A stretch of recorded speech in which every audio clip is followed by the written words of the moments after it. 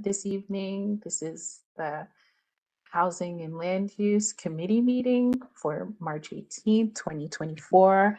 I'm Talisha Sainville, and along with Gregory Alvarez, who is on the call this evening, we are the co-chairs of the Housing and Land Use Committee. Tonight, we will be enjoying the presentation from members of the Department of City Planning. This is going to be a pre-certification presentation on the City of Yes housing opportunity. And we have with us tonight from the Department of City Planning, Alex Summer, John Mangan, and Laura Merida.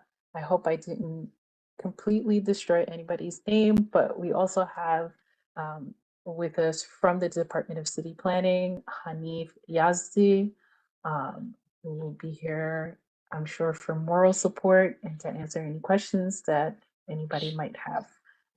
So DCP, you can take it away. All right, is my sound coming through this evening? Perfect. Well, thank you so much. I wanted to really thank you for the opportunity to come and present to the board. I always love coming here to CB14 virtually or in person. We have great conversations here, a lot of great feedback from the board. So looking forward to a good, robust conversation this evening. As our colleague said, my name is Hanif Yazdi, joined by Lara, John, Alex, and we're excited to talk to you this evening about the City of Yes proposal for a housing opportunity. Again, that's one of those citywide text amendments that will change zoning laws in the city, and we're hoping will allow for more equitable development across the city.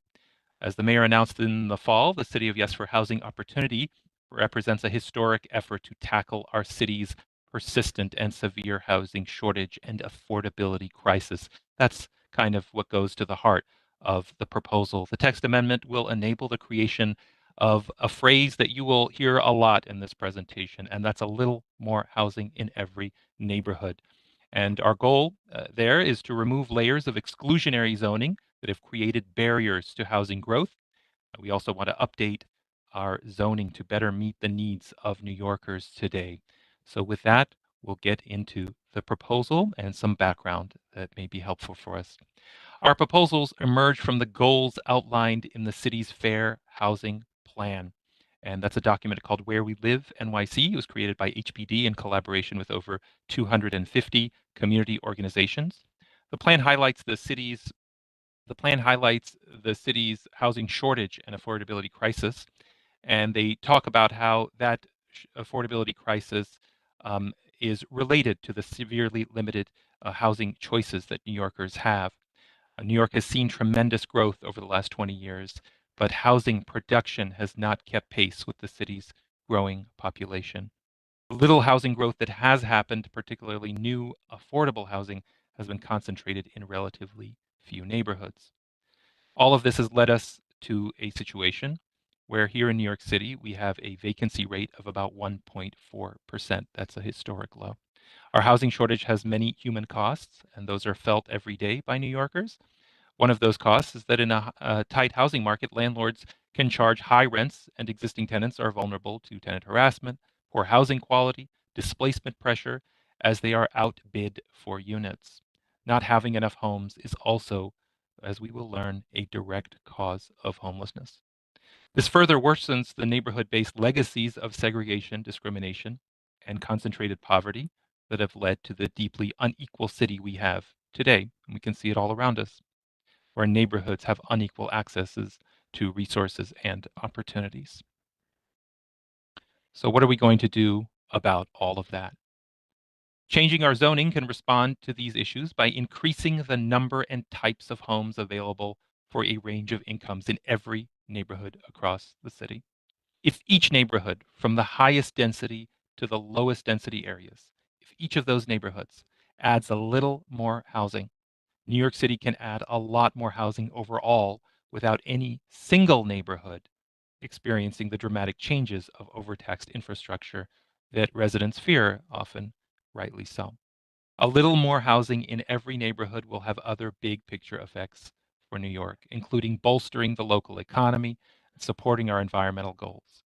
This proposal complements the other two proposals that I had the pleasure of sharing with the committee previously. Those are the City of Yes for Economic Opportunity and the City of Yes for Carbon Neutrality. This proposal that I'm sharing with you tonight, this is the biggest pro-housing change DCP has ever undertaken. We will be touching the zoning for every single part of the city. In this presentation, I'm going to focus on our biggest initiatives. In low density areas, and you can see those in blue, we aim to allow, quote, missing middle housing or low-rise apartment buildings. We'll do this through town center zoning, which you'll learn about later, in commercial corridors, and transit-oriented development in highly accessible areas. We also aim to help homeowners in low-density areas. So those you'll hear about those as well in low-density areas by creating an ADU program, accessory dwelling units, and providing small buildings with additional flexibility to adapt over time. In medium and high density areas, you can see those in orange, our key proposal is the universal affordability preference, which will allow bigger buildings for affordable and supportive housing in every medium and high density zoning district. And finally, we want to eliminate parking mandates citywide, removing the conflict between housing and parking. Okay? And so you see this, and throughout the presentation, I'll show you citywide maps, and I'll also show you sort of these maps. So again, you can see sort of the applicability map of those different high and low density areas within Community District 14. There are also a range of smaller proposals, including enabling conversions of non-residential buildings, allowing small and shared apartments, facilitating the addition of new housing units to existing campuses, and other kind of smaller proposals. Together, all of these are going to result in a package for the entire city that allows a little more housing everywhere, leading to a massive increase in the amount of housing citywide that we hope will lead to more affordability and more choice for New Yorkers who live here. Before getting into the low density proposals, I want to provide a little background about these areas. So we're going to start with those low density areas. This is the first time in decades that city planning is making significant zoning changes aimed at introducing new housing opportunities in these neighborhoods. And we've undertaken 2 years of detailed research to inform our proposals for the city's 1 and 2 family and low density multifamily districts. What we found is that exclusionary zoning rules have effectively allowed many low-density neighborhoods to opt out of addressing our city's housing needs, which has put additional pressure on the highest density parts of the city to produce more and more housing. This wasn't always the case. Many of these restrictive rules were layered on in the 1990s and early 2000s. This means that low-density areas actually have many buildings that would be illegal to build today. Small apartment buildings like the ones you see in the photo on the left um, define many of our low density areas. They're a staple in many of these areas. But all our zoning law allows you to build in those areas are single family homes. So that's a big challenge for those low density areas. There are 18 different low density zoning districts, and 12 of them claim that they allow you to build a 2-family home or a low density multifamily building. As you can see from the darker blue sections on the map, these areas are the majority of our low density districts, but these areas have become 2-family or multifamily in name only. If you were to actually try to build a building that had more than one unit in most of these districts, you wouldn't be able to do it. The parking requirements are so high you couldn't physically fit both the building and the parking, for example. Or the yard requirements are so extreme that the building's footprint wouldn't accommodate multiple units. This purposefully confusing zoning is plainly exclusionary. We recognize that and aim to peel back that exclusionary zoning through our proposals. We also want to reintroduce housing types to these areas that can accommodate affordable housing, both modest buildings that are more naturally affordable than other types of construction, and apartment buildings at a scale in which they can take advantage of existing affordability programs. Again, here's that applicability map showing you the low density areas of CB14. One of our most exciting proposals is to re-legalize missing middle housing in low density areas. This housing is called missing middle both because of its physical scale and because it tends to serve middle income residents. since it's relatively affordable to build. We want to allow these low-rise apartment buildings on a variety of sites that we think make sense based on the existing architecture in low-density neighborhoods. First, we want to foster town centers in the low-density areas by allowing buildings with ground floor commercial uses with 3 to 4 floors of housing on top. About 5 square miles of the city is zoned to allow low-density mixed-use buildings. But if someone in these areas wanted to build a mixed building, there's almost no way they could do it. Height and floor area limits are lower than what is realistically necessary for this type of building, and parking requirements are extremely high. We propose adjustments to the zoning to make this type of building feasible where the zoning map already allows it.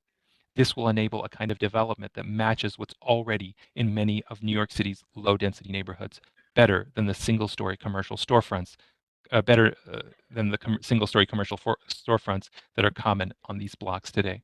So you can see that's sort of side-by-side animation, that comparison of what will happen and versus what is there now. Again, you can see some of those major commercial strips where this would be applicable in CB14.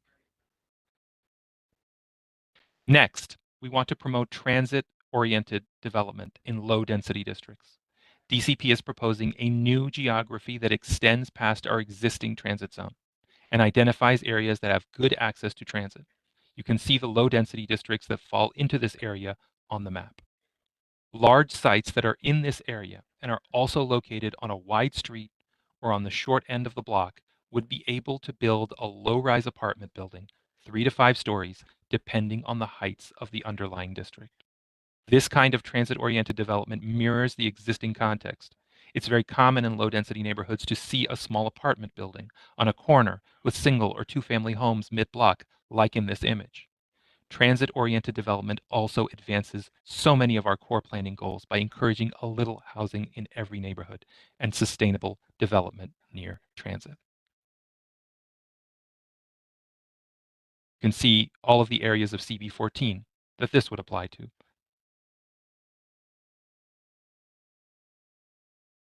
In the rest of the low-density areas, we want to give homeowners flexibility. Under this proposal, a 1 or 2 family home would be allowed to add a small accessory dwelling unit, or ADU. There are a range of types of ADUs, including backyard cottages, garage conversions, and basement apartments. These small units will provide important housing options for small households, like a young person moving into their own place for the first time, or an elderly resident who wants to age in place. Because of their size, they also serve different income levels than a large single-family home does. Other states have successfully implemented ADU programs, and they show us that these units can also give multi-generational families a little more space and help middle-class homeowners with household expenses. Many of the barriers to legalizing existing units, such as basement apartments, are in state and local laws other than zoning, but we are doing what we can to enable the safe legalization of those units. Okay, you can see an example of what one of those ADUs would look like in practice. The same rule changes that enable ADUs can also help homeowners who don't want to add an ADU, but just want a little more flexibility to adapt their homes to meet their needs. Our research shows us that many existing buildings are out of compliance, meaning they're not in line with today's rules. For example, R41 districts are two-family districts allowing semi-detached buildings like the ones you see here. But buildings like these, pre-1961 duplexes, could not be constructed today because they have more square footage than what we currently allow, as well as a smaller rear yard. These non-compliances can cause big headaches for homeowners if they need to borrow money from the bank or if they want to make simple changes to their home, like renovating an outdated kitchen. We want to fix these rules, which will have dual benefits. First, homeowners of existing buildings won't run into issues when they go to make an alteration to their building because the zoning will better match what's actually on the ground. Second, you'll actually be able to build a two-family home in a two-family district or a multifamily home in a multifamily district, when today the only thing that would be feasible is a single-family home.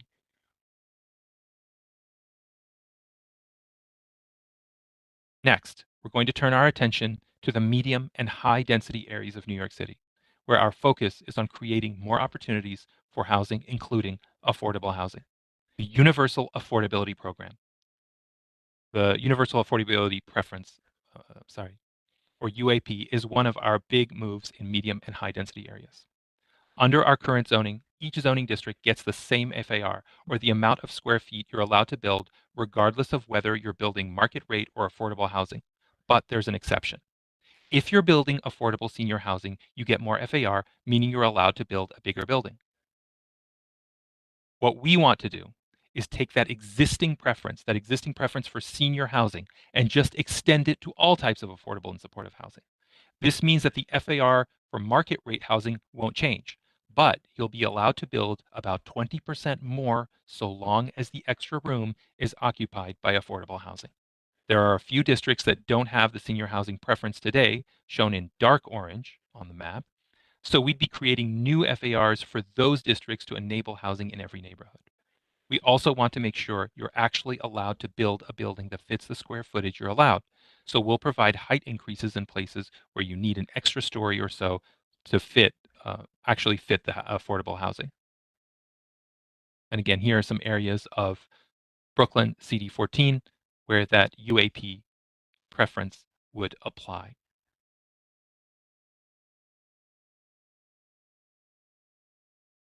Let's talk a little bit more about UAP. So here I'll walk through one example of how universal affordability preference works in practice. Let's say this church, located in an R6 district, wants to build affordable housing. Today, they get 3.0 FAR, regardless of whether they're developing market rate or affordable. This would allow them to build about 35 units. Under UAP, they get 3.9 FAR, but note that the extra 0.9 FAR could only be used for affordable housing. If it is, they can build about 10 to 12 more affordable units. 10 to 12 more affordable units may sound like not a whole lot, but this is functioning at a citywide scale. If every project has a few more affordable units, we can add a significant amount of affordable housing and no single neighborhood will experience a drastic change. Here's a mock-up of how UAP will play out. Without UAP, the building is built according to the base FAR for market rate housing. The result is this 8-story apartment building. With UAP, the building can be about 20% bigger, which for this example translates to an additional 2 stories, so long as the difference is permanently affordable housing. In our preliminary calculations, we determined that had UAP been in place since 2014, an additional 20,000 income-restricted affordable homes could have been created and housed 50,000 New Yorkers. Finally, I'm going to present our parking proposals. Our parking mandate changes is one of our big moves that we're making as part of this proposal. We'll be making parking optional for new housing everywhere.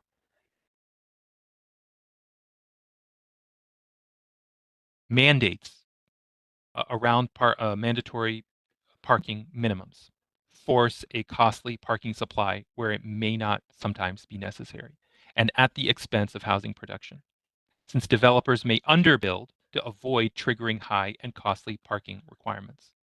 The diagram on the slide represents how parking takes up a lot of space. 2 parking spaces is equivalent to the size of a studio apartment. Building parking itself is also expensive and is an obstacle to housing growth, especially affordable housing. On average, parking costs around $67,000 per underground spot. And that's an estimate, of course. We want to prioritize housing over parking, and the costs associated with building that underground parking are always going to be passed on to the tenants. We want to avoid that. Parking will still be allowed. Right? We're not taking parking away from anybody. Parking will be allowed, and we anticipate that developers will still respond to market needs and continue to provide parking in areas where there is a demand. But through removing parking mandates, we can help lower rents, reduce the cost of housing construction, and enable the development of new and more homes in each new building. Deprioritize. Okay, so we're going to go on to slide here. So again, we're not we're prioritizing housing over parking, but we are still allowing parking in all the places where it is needed. I'll walk through an example of how eliminating parking mandates can support housing growth. A developer sees this underutilized lot right, you see there, that's in a great location near transit and wants to convert the lot into an apartment building. The lot could accommodate 16 units or so, right?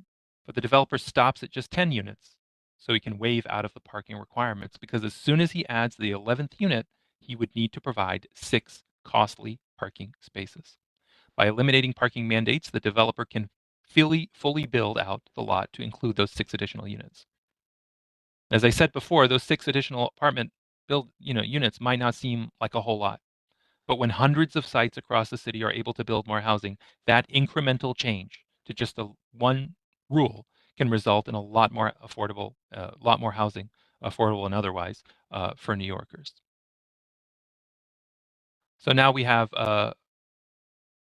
gone through our very large citywide proposals, and there are a few more that we feel like are going to contribute to increasing that housing supply and reducing those barriers to construction. They're not as major as the other ones, but they're still really important. We want to enable conversion of underused buildings by extending existing adaptive reuse regulations to more parts of the city and buildings that were built more recently. First, we want to expand these regulations citywide to go beyond office districts to reach a broad range of buildings, like vacant schools or former convents. Second, we want to move the cutoff date from 1961 to 1977 to 1990 in order to reach a more recent set of vacant and underutilized buildings.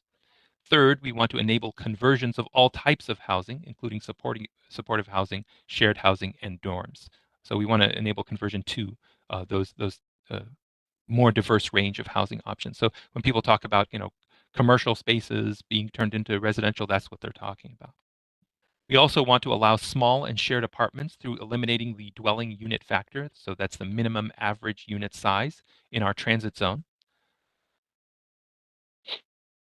So in areas with good access to transit, we would be able to serve marginally housed New Yorkers or others who want to live alone in studio apartments. So that would be part of that program, allowing for smaller units in the transit zone. Today, we force too many people who want to live alone to find roommates and occupy family-sized units in many parts of the city. Enabling more small and shared apartments can relieve some of that pressure. That's the idea behind goal number 2. And finally, previous development often took place under tower in the park style regulations. Those are called height factor. Although we've developed a more recent set of regulations, those are called quality housing, they have height limits and result in better design, more contextual buildings. Some sites, like NYCHA campuses and irregularly shaped lots, can't access those new rules. We want to extend allowances that enable height-limited infill on sites that would otherwise be forced to develop tall, skinny buildings or nothing at all. That's the third sort of goal there. All together, so in combination, these zoning changes will result in equitable and sustainable housing development. More housing will be added across the entire city so that every neighborhood does its part to address our housing needs, and a few neighborhoods don't feel the intense pressure that they do today. It's not just about more housing, though. It's also about more types of housing. Multifamily housing, where it's currently not allowed because of exclusionary zoning units of different sizes to meet different people's needs, and crucially, far, far more affordable and supportive housing. So by now, many of you may have attended some of the previous sessions. We had one just on the universal affordability preference that was on January 30th. All of the videos are available, by the way. We had one just on ADUs in February. We have one coming up on missing middle housing, so be sure to check that out. It's a deep dive on the missing middle housing proposal. And of course, we'll do an overview of the entire proposal on April 17th as well for folks who want to attend that. The text of the amendment's draft scope of work was released on September 2023, if some of you remember. It is available on our website for review. The text amendment will enter public review this spring. It's very soon. So thank you for attending our info session. Thanks for giving me your time. And I think we can spend the remainder of the time answering what I hypothesize may be many questions from folks in the audience. So thank you again. And I can leave the presentation up if folks want to reference it over the course of the presentation. Yeah, that would be great. Thank you so much, Hanif. for this great presentation. I guess if anybody has any questions, you can use the raise your hand feature. And if I happen to not see you, you can just unmute yourself, I guess, in order uh, to say something. Does anybody have any questions, comments? Okay, Yes. Sean? Hello, it's Glenn. I'm sorry, I'm Oh, on hi. the phone, so Okay. can I, is that all right? Yes, you can go ahead. Thank you. Yes, I'm wondering if landmark neighborhoods are protected from these in low density changes. Thank you. Thanks for your question. I'm John Mangan, the head of the housing division at City Planning. So, you know, a little more familiar with the intimate details of the proposal. And so I can take, you know, some of your questions tonight that Hanif kicks over in my direction. I'll say that historic districts and landmarks will remain subject to the protection of the LPC in exactly the same way that they are today.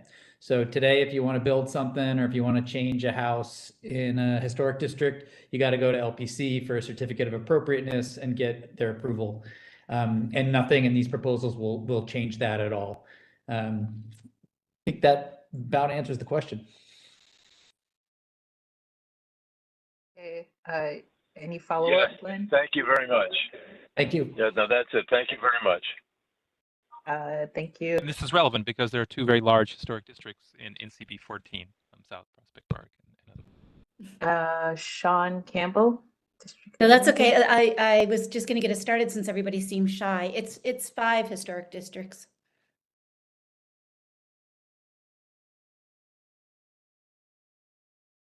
There are 5 within the Within district, Community District 14. But yeah, please let the board members go ahead. Okay, I'm sorry if I'm calling you out of order based on when you raised your hand, but I'm just going to do it by who I see first on my screen. Christopher, board member Christopher Bromson.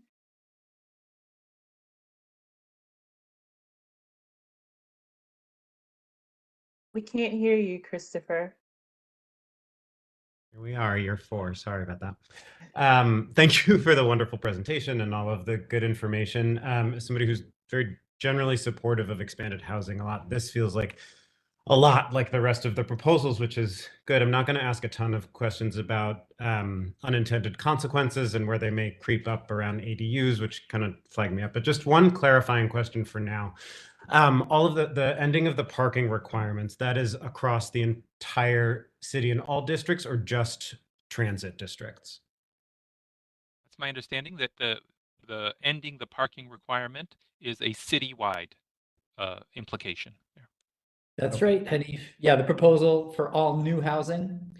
I'll just add that parking requirements for existing housing would remain in place. And, you know, we would provide a public review pathway for, you know, existing housing that wants to remove those requirements, say if they wanted to do something else with the underutilized parking lot, but that will not happen automatically. That would require public review and going back to the community boards and city planning commission. Thank you. Mm-hmm. Okay. Next, I see board member Elizabeth Denny's. Hi, thank you so much, Talisha, and thank you so much for this presentation. You know, I think it's really timely knowing that, you know, the housing crisis keeps getting worse and 54.1% of people in our district are rent burdened or spending 30% or more of their income on rent, and a whopping 29.9% are severely rent burdened in Community District 14, spending a whopping 50% on their rent. And, you know, I think we're only going to really help get rid of the cycle of displacement and get rents going down by building more homes, including affordable homes like proposed here. And I really wanted to thank you also for kind of touching on things that would allow for not just, in our district, but across the city where maybe people haven't built as much. And also, providing for options for all sorts of different properties within our district. One question I did have was, just kind of to piggyback on Glenn's question a little bit, it sounds to me that like ADUs would be a really fantastic way to both legalize some of the existing ADUs I know exist throughout our district, but also to kind of preserve more of the historic character while still creating the opportunity to have more homes and more income opportunities within those more historic sections, like of Victorian Flatbush, for instance. And I just wanted to know if that's kind of part of the intent, or if there's sort of something I'm missing there, because to me this diagram looks very, very similar to what it the before and after, but has the wonderful benefit of housing an additional family. Thanks for those comments and questions, Elizabeth. Appreciate it. I think you're exactly right. I was at a panel discussion for Historic Districts Council up at City University last Saturday, and a similar question came up. And I was able to tell the groups there, mostly historic preservationists, that proposals like ADUs are absolutely intended to help preserve lower density neighborhoods for the people who live there today. We've seen in neighborhood after neighborhood just severe displacement pressure, especially one generation to the next, from the fact that housing has just gotten so unaffordable in low density districts. I feel like homeowners and their kids kind of get forgotten when everybody's just talking about tenants all the time.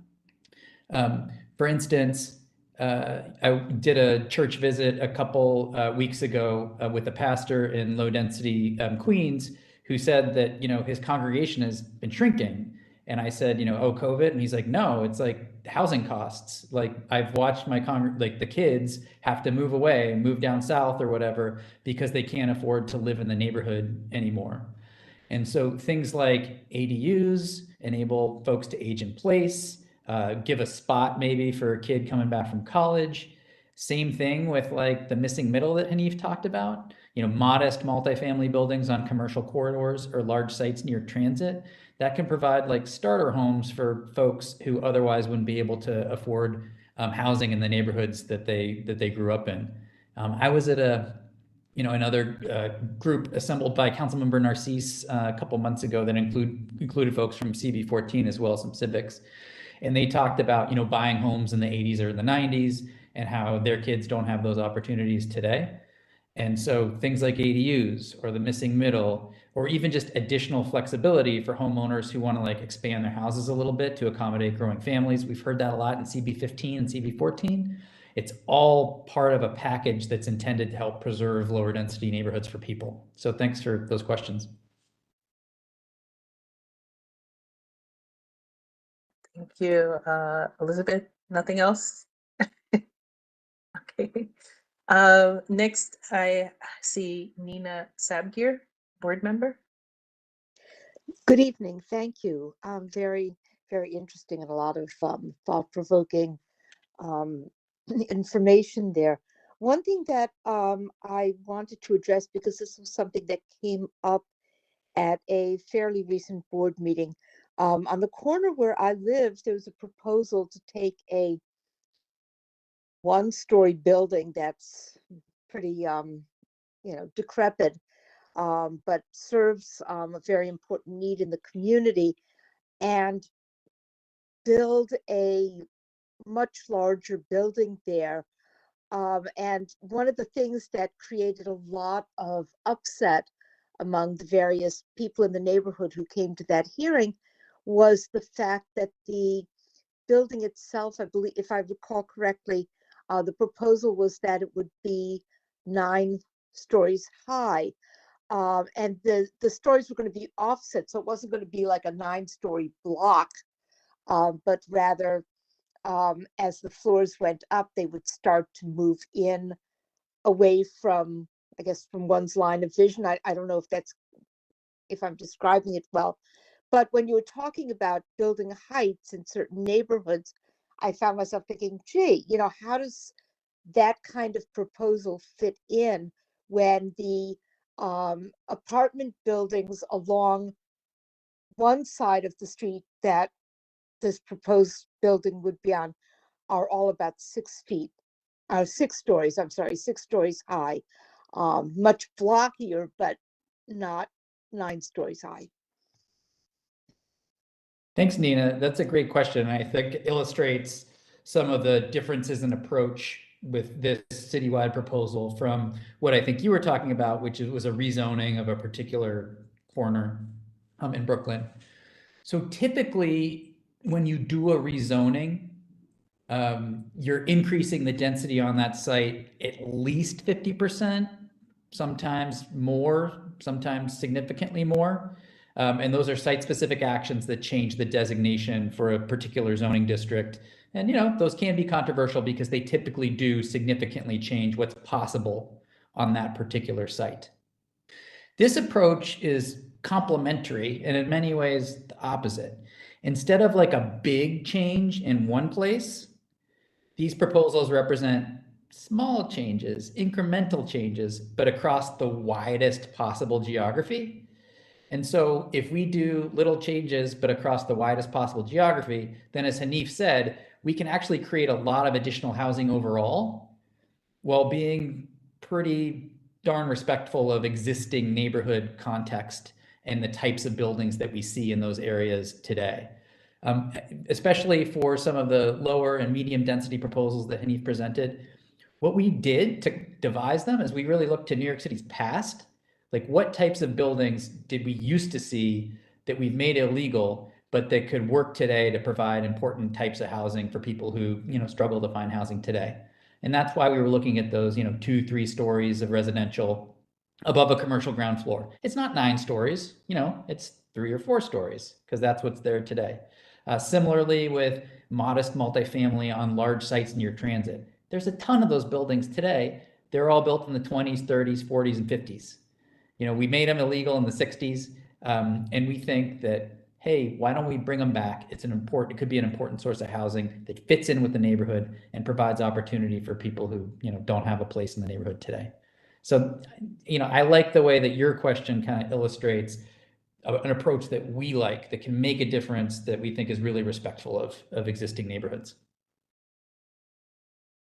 It's an excellent point, and one that speaks to some of the high stakes that go into some of the private rezonings. If a private developer wants to rezone a certain area, that's a resource intensive thing to do, and they're going to want to maximize the density of that lot.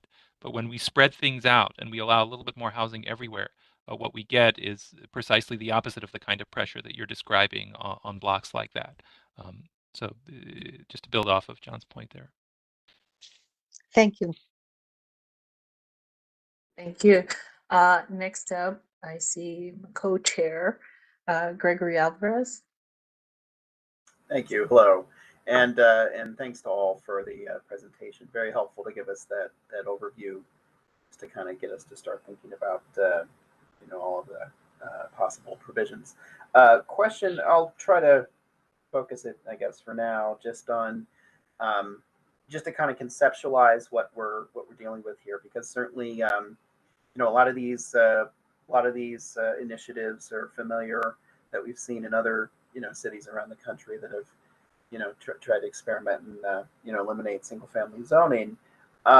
So here, is it primarily designed to be, are these as of right measures, or will there still be community review for some of these measures? Actually, if you could go back to that that one map that shows the purple, I think that might be the one where a lot of, right, so the missing middle here.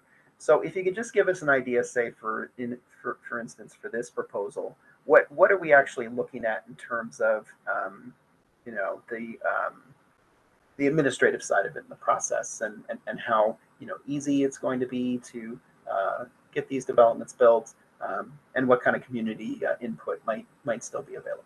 Thank you. A great question, Greg. So first off, on the purple is a little intimidating because it covers a large portion of low density New York. What the purple means is that if you have a large site within that geography, 5,000 square feet or more, And if that 5,000 square foot site is on a wide street, 75 feet or more, and if, it's on the short end of the block, then you would have opportunity to do modest multifamily on that site as of right. So it's not everywhere in the purple that this could happen. You need to meet two additional criteria there in order to qualify. You need to be a big site, you need to be on a wide street or short end of the block. Those are the types of sites that, when we spent 2 years looking at our low density districts, those are the types of sites that often have modest multifamily on it today. And so we thought we could re-legalize that type of housing on locations like that without, going through a special permit or other types of discretionary review. Okay, and that would still apply if say someone were to do some, do lot consolidation or anything like that to meet those, thresholds. That would still apply. That's the idea here. I mean, yeah, if somebody was able to buy 2 sites and combine them into, a 5,000 square foot site, then the proposal would make that option available to them. Yes. Okay.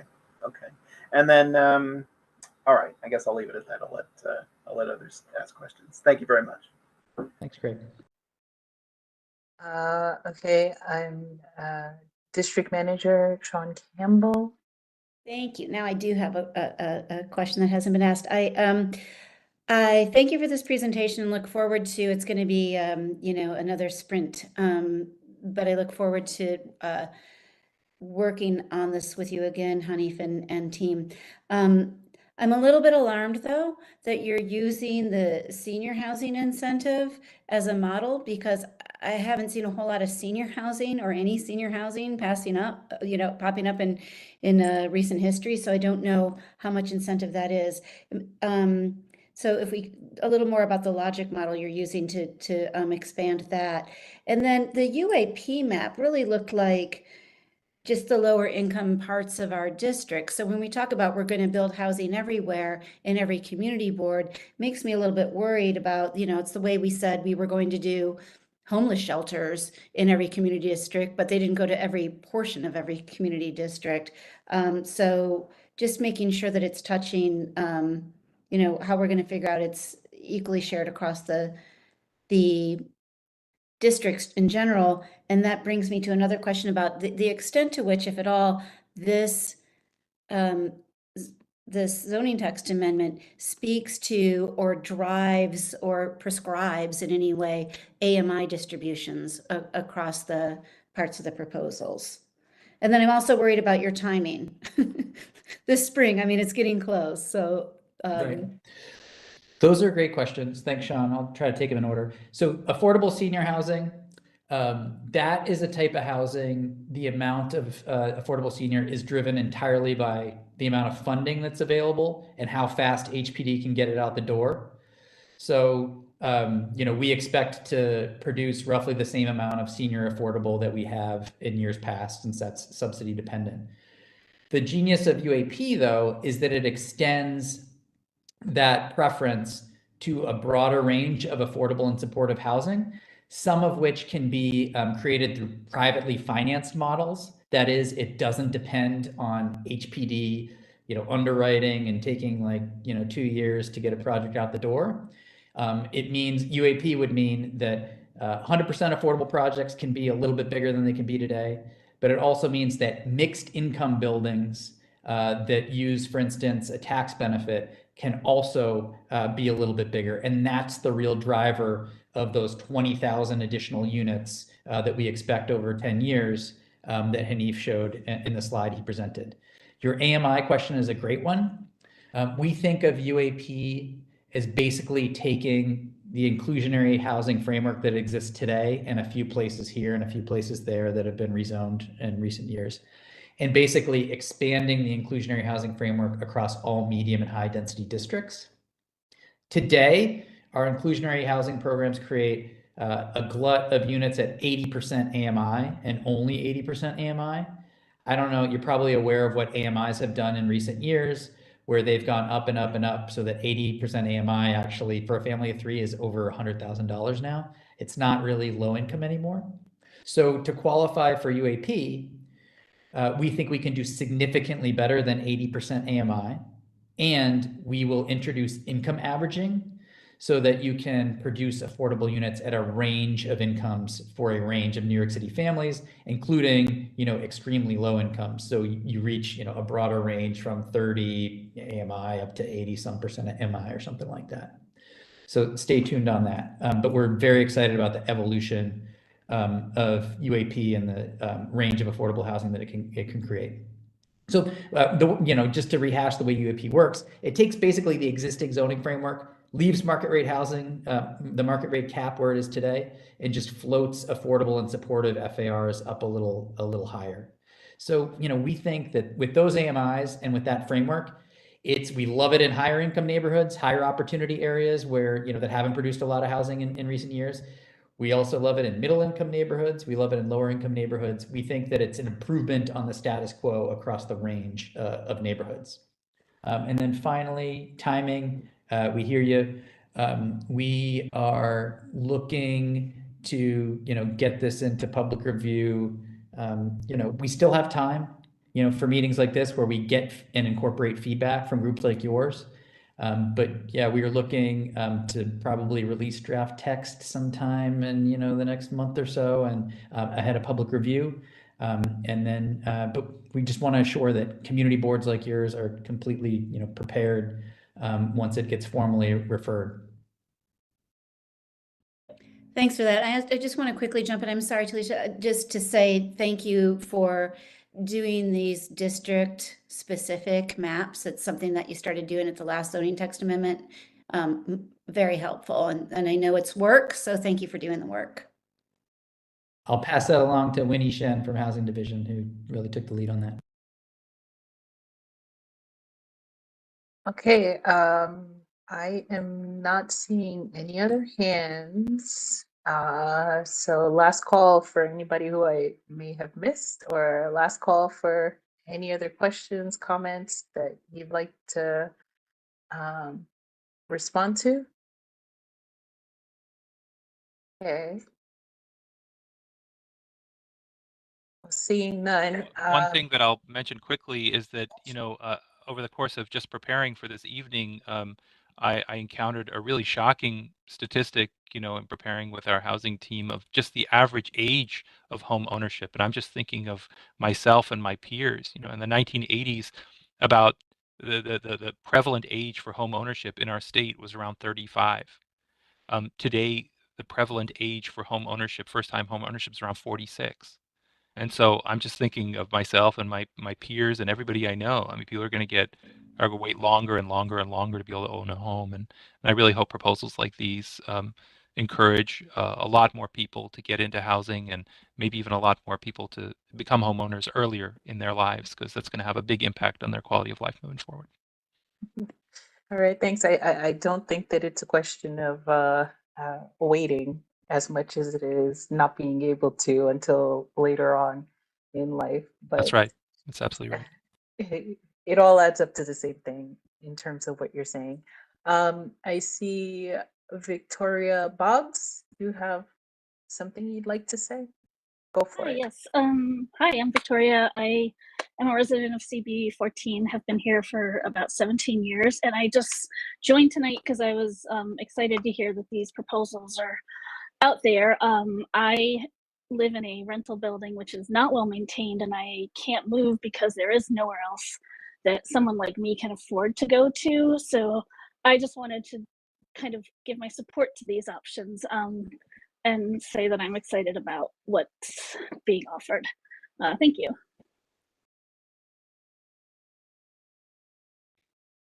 Victoria, I'm always glad when you join us. Please keep popping up. I will. Thank you. It's nice to see you again. Okay, so I don't see any other hands.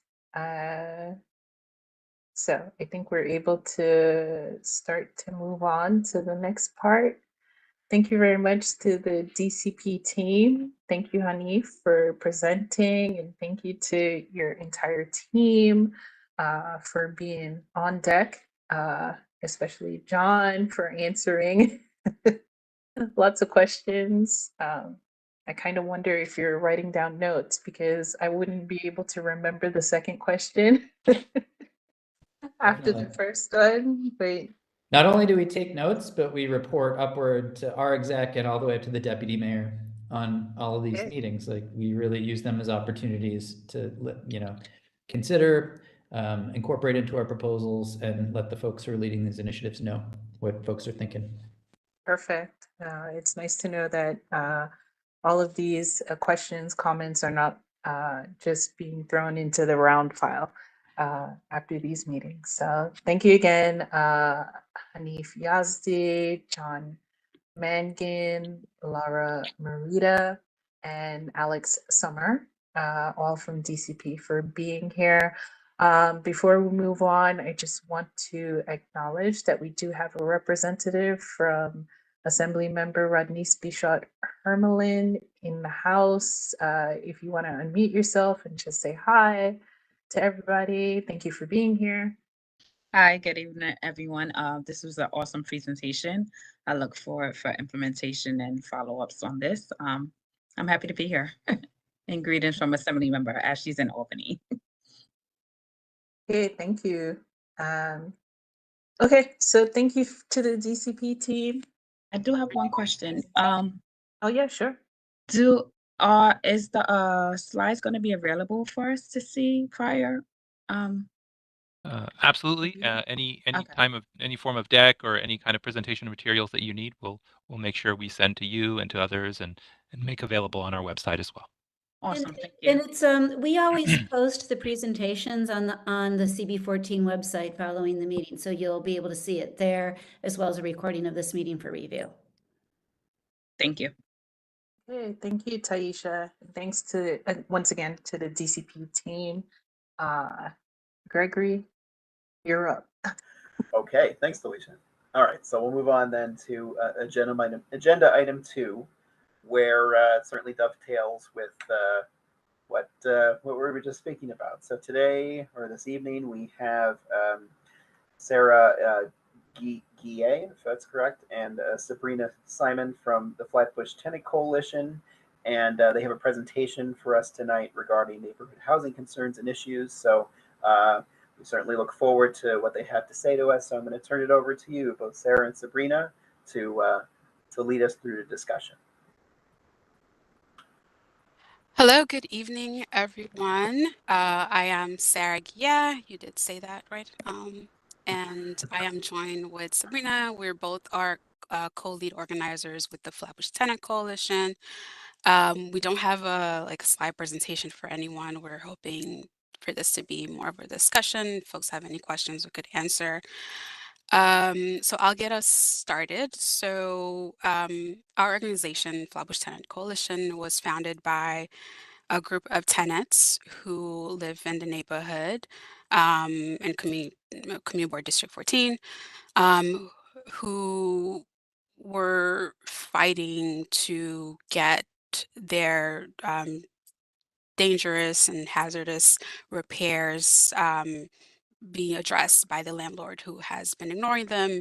And they thought, well, if we're having issues, I'm sure the other people in the neighborhood definitely are. And so they founded this organization and started doing outreach to other tenants in the neighborhood. So that being said, our organization is focused on organizing tenant associations in rent stabilized buildings. That is the organizing work that we do.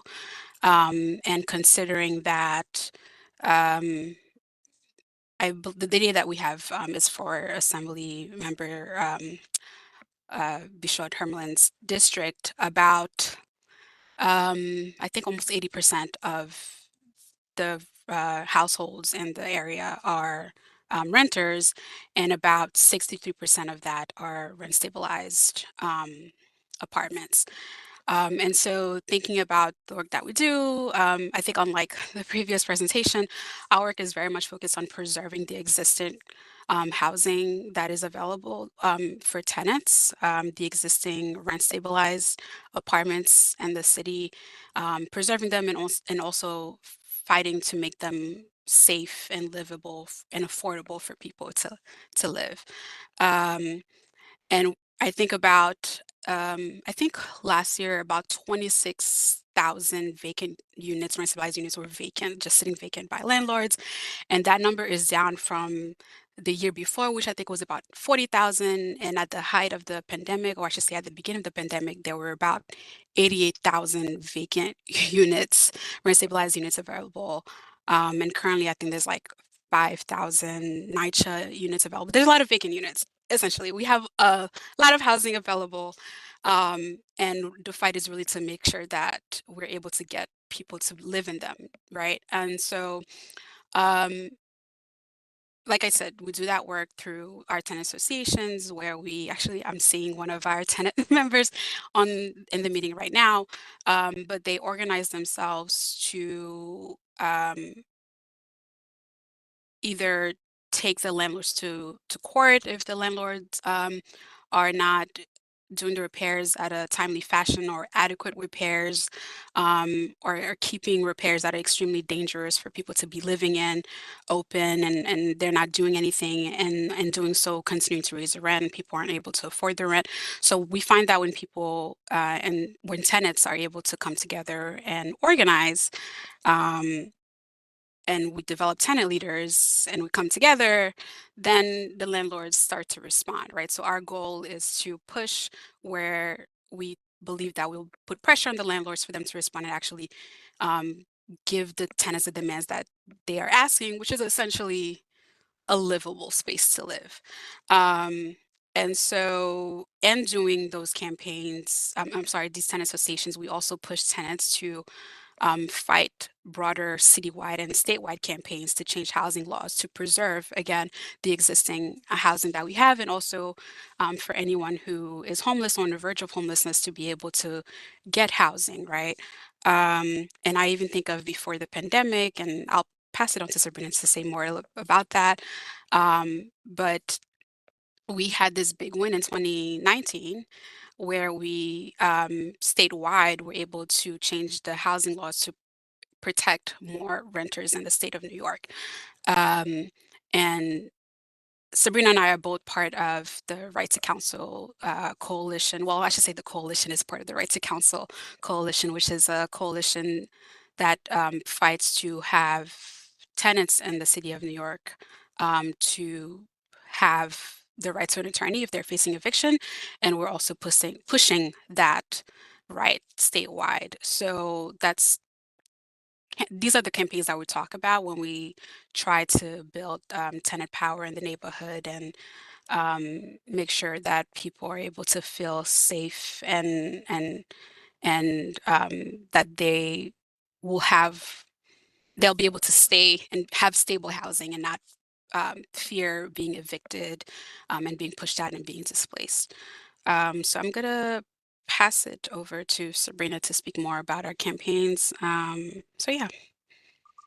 Thank you, Sarah. Good evening, everyone. I'm Sabrina Simon.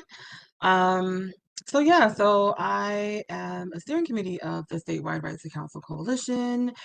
And so what we're doing is trying to protect the upwards of 180,000 New York State tenants who are currently facing eviction, many of who have not been able to get back on their feet since the pandemic.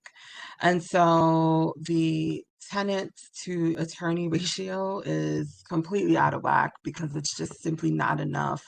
Not to say that there's not enough attorneys, it's more so the eviction rate is just too fast. And so with the statewide right to counsel bill, what that would do is give every New Yorker facing eviction the right to a free attorney, which would essentially help them understand the different options, the different avenues they can take legally in court, understand what a stipulation that they could be signing mean for them, and just so much more. And so that's what we're doing at the statewide level. And with the defend level, we're literally just trying to preserve the right to counsel bill that already exists here in New York City since 2017. But again, because of the mass evictions that are currently happening, it's not being upheld in housing courts across the city. Because again, evictions are happening way faster than they were prior to the pandemic because of the backlog that still exists from prior to the pandemic. So that's what we're doing on the campaign side. We actually just had a really huge, successful lobby day in Albany last week, Wednesday, where we were able to perform different skits throughout the Capitol building to kind of help the elected officials up there understand what a day in housing court looks like for a tenant without legal representation, versus what it looks like with legal representation, and just was able to shed light on what things look like upstate versus downstate, because upstate has no right to counsel at all, and so mass evictions are really happening up there. So we're happy to be invited to just discuss some of what we're doing with you all, and also welcome the support of the community board to help us, for example, pass the resolution in support of right to counsel. For example, community boards in Manhattan, community boards 2, 8, and 10 have passed resolutions in their communities to help support the right to counsel bill. We could also, I see that we have a representative from Assembly Member Bashar Hermlin's office. One of the things that we could discuss is hopefully trying to get the Assembly Member and also Senator Kevin Parker, who are two elected officials in our area, in the Flatbush area, who have not yet signed the statewide right to counsel bill. And so that is just some of the ways that we're asking the community board to support in the fight to help preserve housing, not only here in the Community Board 14 across Brooklyn, but also just New York State in general. So yeah, we open up the floor to discussions. Okay. All right. Well, thank you both, Sarah and Sabrina, for joining us. So yes, we open up the floor to any questions that anyone might have regarding coalition's efforts, and to see if we can be supportive of their efforts. So let's start with Barton. I see your name at the top, at least on my list. So by all means, please. Thank you, Greg. I guess I'd say just forward us whatever information you'd have on the right to counsel, I guess the actual wording, and perhaps the letters that those other CBs in Manhattan had already, submitted in support. And then I would ask the co-chairs if they'd be willing, I don't think we could vote on it now because we just clearly haven't seen any of the wording or anything, but perhaps put it on agenda. Or is there a timing by which you would need a support letter from us? So we are hoping to get this bill passed in the budget, which is an April 1st deadline, which is in the horizon. So as soon as possible, so I can get that information to you all this evening as soon as I get off of here. And whenever you guys would have the capacity, that would be great. Okay. I'll leave it to the powers that be to decide how we handle that particular feature. Yes. But a second quick question is, I think you both here were here for the previous presentation. Yes. Just curious what your knee-jerk reaction would be as to how much you think this will change the affordable housing landscape. If you don't have one, that's fine. I was just curious because this is your corner of the world, and I encourage all, additional affordable housing development that there can be, reasonably. And so I was just curious if you all had any, thoughts on the matter. Yeah, sure. I think, like I said earlier, our approach to affordable housing is to be able to currently house folks who need housing in the vacant units that we have in the city, and we have thousands of them. So the thought to us building more doesn't necessarily address the existing issue. Um, and so yeah, and there's I guess a lot more intricacies about that, but like myself and I believe Sabrina, we believe that there needs to be a lot of institutional and structural change within our policies and housing policies to be able to actually ensure that people have stable and safe housing. And we understand that different departments and different agencies have their approach, but sustainable, safe housing and housing for all um, starts at, completely changing the way that we see housing. Um, the housing system in the city. Understood. So you're putting out fires, and right now we're planning for how that'll be done in 10 years. Great. Thank you very much. I'm done. Okay, thank you, Barden. Yeah, no, that's fascinating about the issues with the vacancies and trying to get more people into those existing units. I'd love to hear more about that. But let me turn it over to some further questions here. We have Elizabeth Denise. If you'd like to ask your question, please do. Yeah, I mean, I definitely think that we need to also have really strong tenant protections.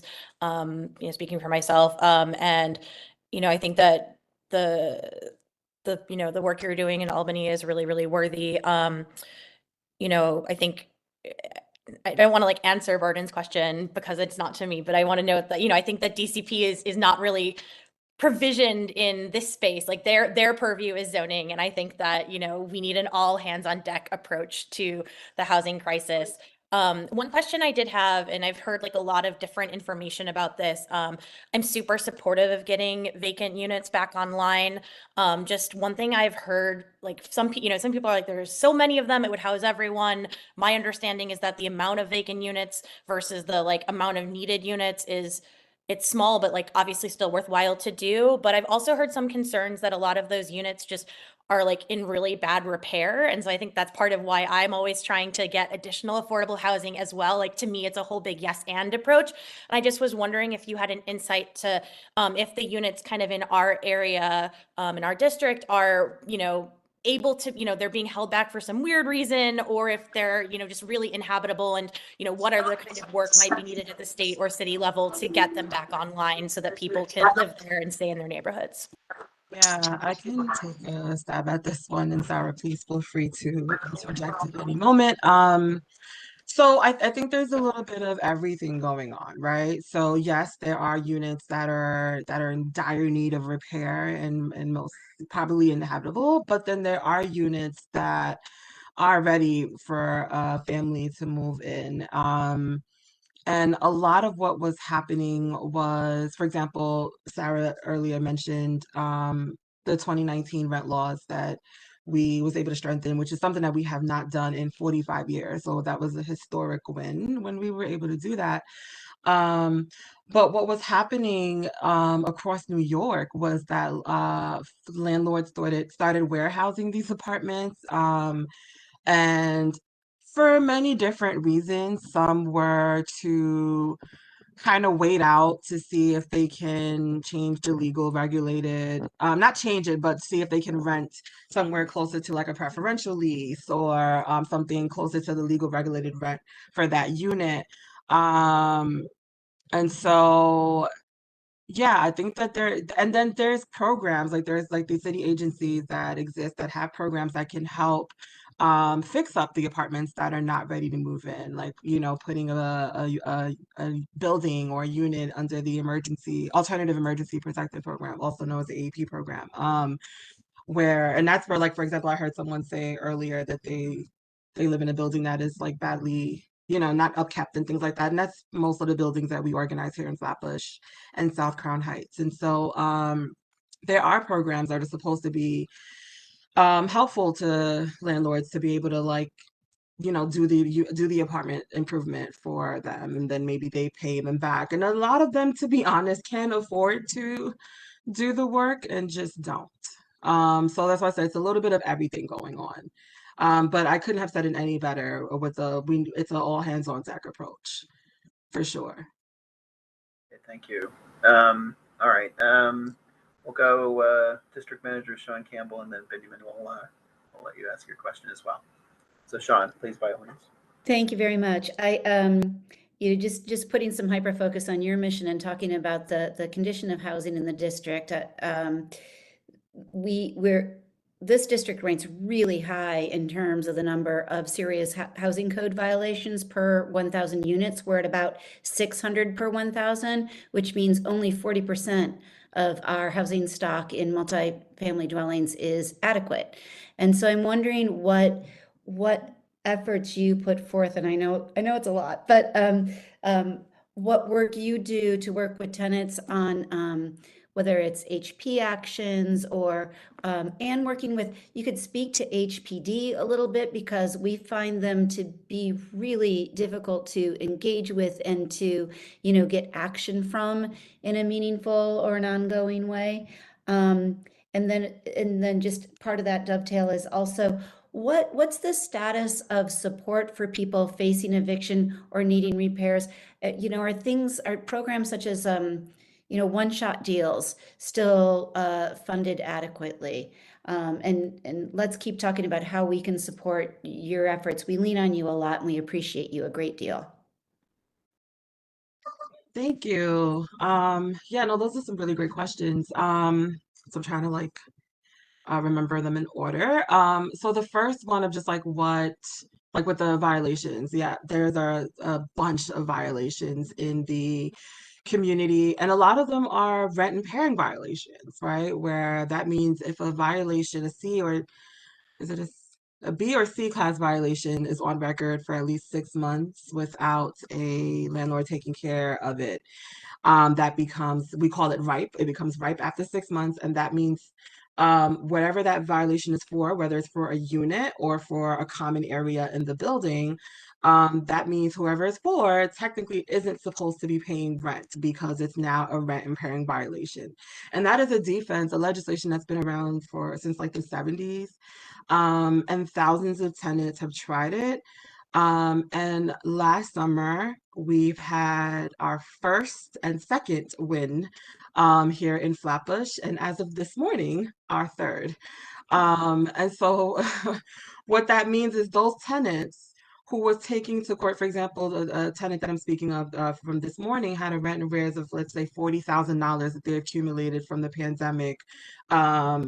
Because they lost their job and lost family and just everything. And just like a lot of the families in our neighborhoods have not been able to recover since the pandemic, with the lack of resources because so many people needed them, right? And so what happened was when the landlord took him to court for non-payment, he's in an apartment that's literally falling apart every day, leaks, ceilings caving in that building. We had a ceiling cave in on in a young, I think they were like 4 years old, sisters, like in the middle of the night. And that building has been a real concern for tenants. And so here landlords are taking tenants to court for rent arrears. Meanwhile, these tenants are living in hazardous conditions. And so he was able to raise this rent impairing violation as a defense. And as of today, we found out that he won his case and has 0% rent abatement, 100% rent abatement, I'm sorry, meaning that he doesn't owe anything. And it's historic for us because, again, that's the third win for us here in Flatbush. But these are the type of things that we're trying to educate the community on, because a lot of people don't even know what a rent impairing violation defense is. So we do a lot of Know Your Rights in the community. We have a monthly coalition meeting every second Saturday of the month for our members, where we teach them the different avenues they can take in court. We do a lot of group HPs. A group HP is when tenant associations sue the landlord for repairs and or overcharges. I've personally organized a building that left 18 families homeless due to a fire. And after 2 years of fighting tooth and nail, we were able to get those families back home into their apartments. So again, our work is really just preserving housing and trying to keep the community here. I mean, we work in Flatbush and South Crown Heights, but we're a part of the larger coalition that covers all of New York State. We just want to make sure that no one loses their homes anymore. I mean, we have upwards of like 90,000 homeless people in the streets with nowhere to go. And we can preserve that. We can try to not make that number grow by, again, utilizing the vacant apartments that already exist here in the community, and giving folks the right to an attorney when facing evictions, because like was the one-shot deal, that is something that is still being offered. But think of the language barriers that exist in housing courts and just how much people don't know that that's an option, that they can apply for that. And so We're in Housing Court every Tuesday morning. We send a team there just to talk to the folks standing on the lines, just to give them whatever resources we have, because that's our mission, is trying to make sure the community is aware. I don't know if Sarah wanted to add anything. I feel like I missed some of your questions. I'm trying to remember. That was good. I tried to remember. You asked about, well, before that, I do want to add on to the whole rent impairing violation cases. It is historic not only for us because we had 3 wins, but in all of New York City, in the history of rent impairing violation, there's, I guess now maybe 10 people who've actually used and won their case, and that's because people, again, mass like overall don't know about it.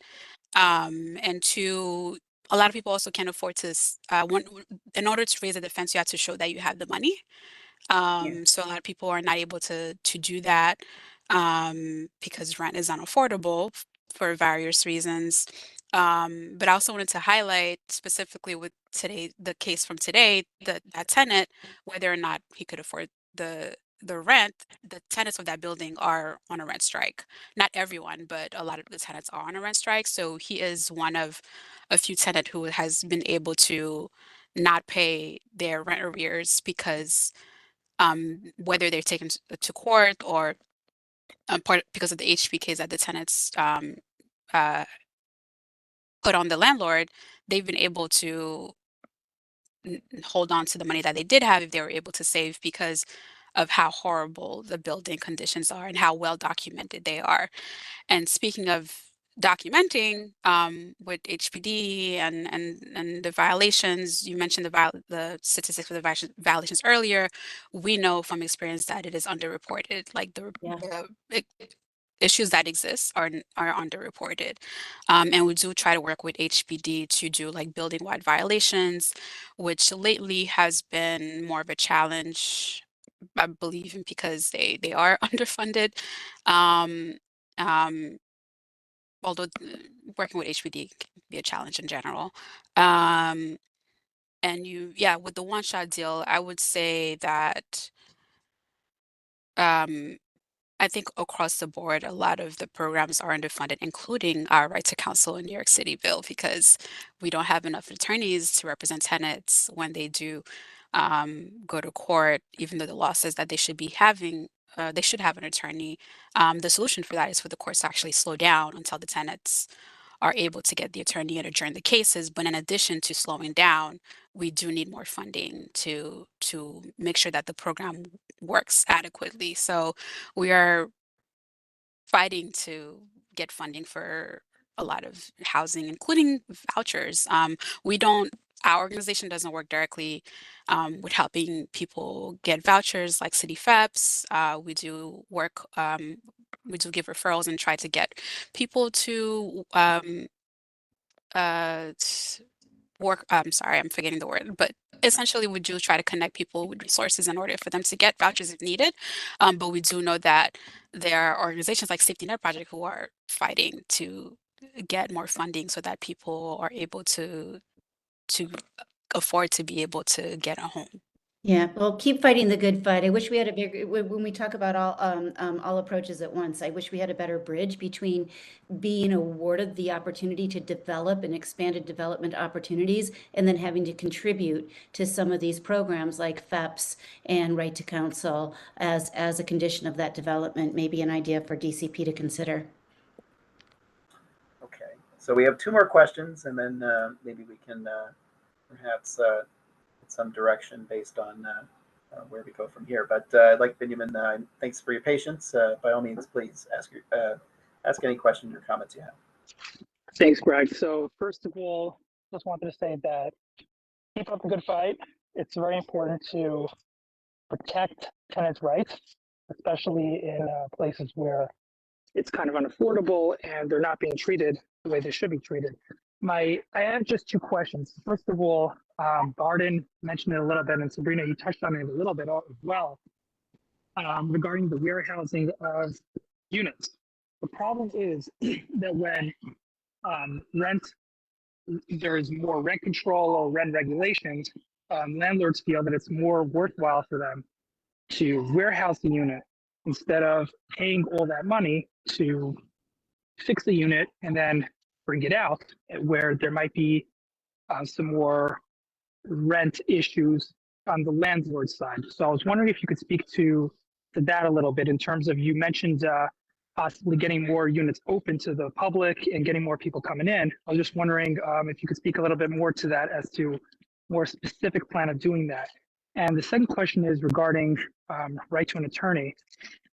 Maybe I'm confused, but doesn't legal aid do that? So I was wondering if you're kind of taking over legal aid's job, if it's kind of a consolidation or something along those lines. Thank you. So I don't know, Sarah, you want to touch on the warehousing question? And then So I don't well, I don't have a an answer to that in terms of warehousing, because we don't organize around that. We just work alongside other organizations and tenant groups and housing groups who are working on that. And I believe the Safety Net Project is one of those groups, but I could verify and maybe check and maybe share that information if I find it. But you are right in terms of like they choose to warehouse because the reasons that you lined up. But in terms of so with Right to Counsel, Legal Aid is one of the organizations. Legal Aid Society is one of the organizations that participates in the Right to Counsel program. So in New York City, it was a law that we won in 2017 after tenants started from the Bronx, right? CASA tenants and organizing groups in the Bronx observed and saw that all the landlords had an attorneys and didn't have to show up to housing court. Meanwhile, tenants are having to navigate the court and it's confusing. They don't know what's going on. It's a very demoralizing place to be. And so they started organizing and across the city fought so that we got the right to have a council in New York City. And the program before the pandemic was being implemented by zip code. So wow, it's been a while, but I think every year, so we would get a number of the zip code in each borough, which would have a right to counsel representation. And so different nonprofit legal services participate in that program. So there's Brooklyn Legal Services, there's Canva, there's Riseborough, Legal Aid Society, all these different organizations go to housing court and have a day where the attorneys are picking up cases to represent tenants. So that is how the program is set up in the city. I hope that answers the question. We're not attorneys, so nobody on our staff are attorneys. We work alongside attorneys in different groups. So just to clarify, you're asking for more funding for that program that was already passed. Am I correct? Yeah, the plan was, sorry, Sabrina, go ahead. So we're asking for funding to expand the program that already exists here in the city and also to statewide, because again, only here in the city has it, although it's not being upheld, but also upstate has nothing. And so we are asking to defend and expand the right that already exists here in the city. Thank you. You're welcome. Thank you. All right, and we have one more question from Sarah Sklar. So any questions or comments? The floor is yours. Hi, thank you guys so much and congratulations. That is a really big victory. So if somebody who is here or has an issue with their apartment or their friends or their family do, what are like the steps that you would encourage them to take to begin to address that? Should they file a report with 311 about the issue? You mentioned like rent history, you mentioned rent impairing violations. Should people be requesting their rent histories? Should they be reaching out to you? What should they been talking to their neighbors? What have you found to be like really productive, like let's say like beginning strategies for people who feel like they need to get something fixed and they haven't been being heard? Yeah, so I can start us off. So we encourage tenant associations. It's just such a difference to see what folks can do with a group versus when someone is fighting alone. And so what we do is we do cold outreach door to door in a building just to kind of get a general consensus of what the issues are. And based on the conversations we have with the tenants of the building, we'll schedule a Know Your Rights where someone from our team will come to the lobby of the building and kind of just give whatever resources we have of just how to start a tenant association. Try to identify a group of leaders in the building, what we call a core team, that would kind of just be like the planning committee for that tenant association group. And then the organizer, along with that core team, would plan the tenant association meetings. And in those meetings, they would, identify what it is they want to prioritize. They usually start off by getting a rent history just to see if there's any overcharges, because by getting your rent history, you're able to see what everyone who's lived in that unit since 1984 was paying. And you can kind of just get a glimpse of just to see if there's any discrepancies in overcharges. And we've actually had plenty. We actually had a building a couple of years ago that won 170 million, no, 170,000, sorry, between like 7 families of an overcharge. And most recently, Lloyd's building, right, Sarah, last year? Yeah, so through the rent histories there, we found overcharges and was able to successfully get those tenants their money. And so we encourage folks doing that. 311 is so important because that's how we're able to document these violations.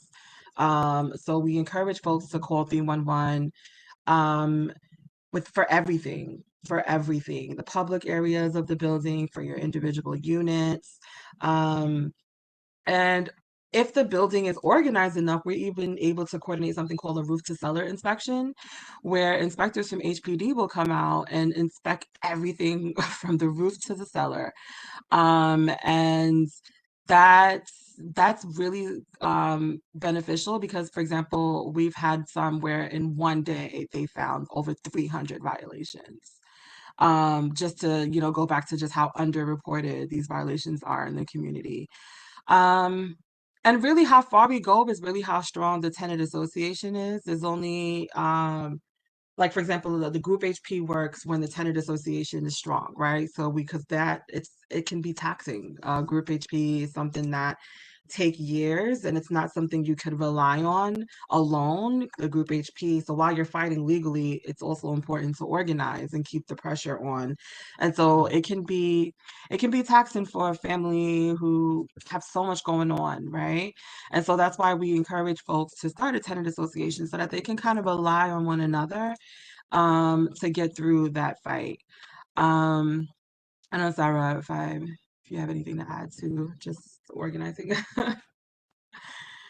But yeah, and then while we're fighting in the community, we're also encouraging tenants in the community to join us in the statewide fight for right to counsel. Because we need to be able to change these system that allows housing court to be the way it is. And again, it is such a demoralizing place.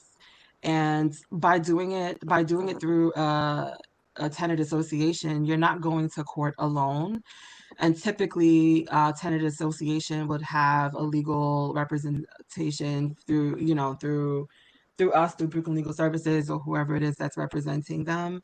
And it's just so much different than a tenant facing that by themselves, because again, it's not like housing court is eager to explain the different avenues you can take, or even share resources. Housing court, as someone who experienced it as a child and now as an adult, fighting for tenants in my community, it's something that's always been demoralizing to me, and it hasn't gotten easier. I feel like it's somehow gotten worse.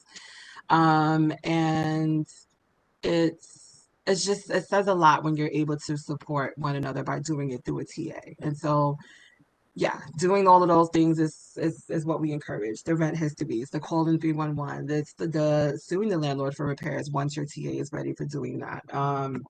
And then there's actions like in the community. There's TAs that do a lot of press conferences in front of the building to kind of just publicize what some of the conditions are in their building. And yeah, things like that. Well, thank you so much, Sarah, Sabrina, for joining us. Lots of very good information for us tonight, and I know you've sort of come to us as a, for a call of action. So I'm just gonna bring back in Sean just to see what our available procedures might be to support the initiative, considering the time constraints. I know we won't be able to have the full board meeting, in person beforehand. So what would you suggest in terms of perhaps our best route if we wanted to, as a consensus, maybe suggest that a letter be issued?